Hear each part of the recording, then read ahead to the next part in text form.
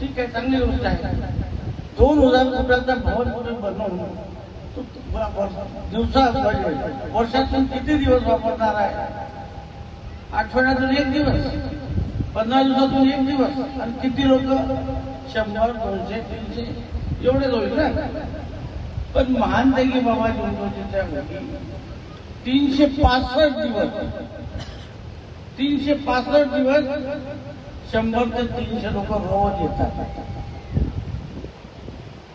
वर्षातून 365 दिवस तिथे व्यवस्था कशी व्हावी? आणि म्हणून तुमच्याकरता त्या ठिकाणी सोय केलेली आहे. मंडळ आणि खिडकीमध्ये फरक असा आहे की मी काल फेसबुकवर पाहता मंडळाचा तो सचिव काय म्हणतो की कार्यकर्ता असा म्हणतो की तिथेही परमेश्वर आहे, इथेही परमेश्वर आहे. असं नाही चालत म्हणे. जो असा म्हणत असेल तरी आमच्याकडे आणावणे, आम्ही त्याला सरळ करतो. पण आमचा उद्देश तो नाही आहे. महानतेगी बाबा जोंधळेजींनी हे नाही सांगितलं.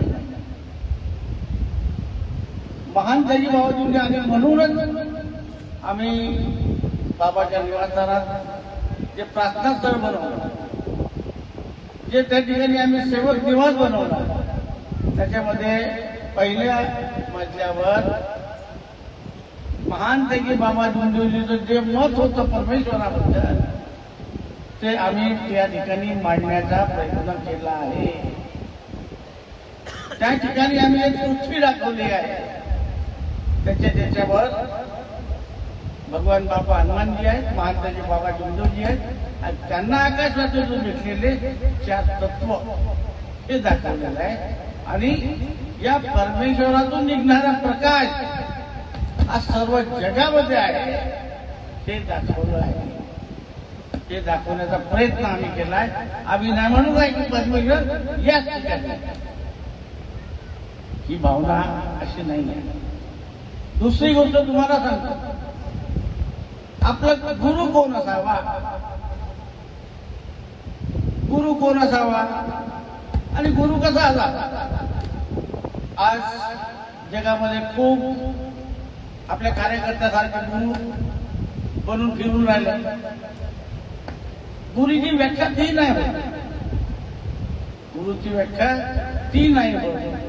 गुरु कोण होते की ज्याने तो व्यक्ती गुरु होते आपला, किंवा त्या व्यक्तीला आपण गुरु करावा ज्यांनी परमेश्वराची प्राप्ती केली आहे.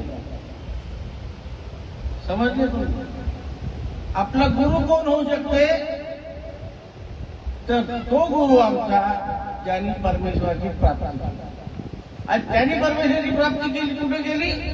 तर त्या चिंतेत केली, आपल्या निवासस्थानात. तर आपला गुरु कुठं आहे?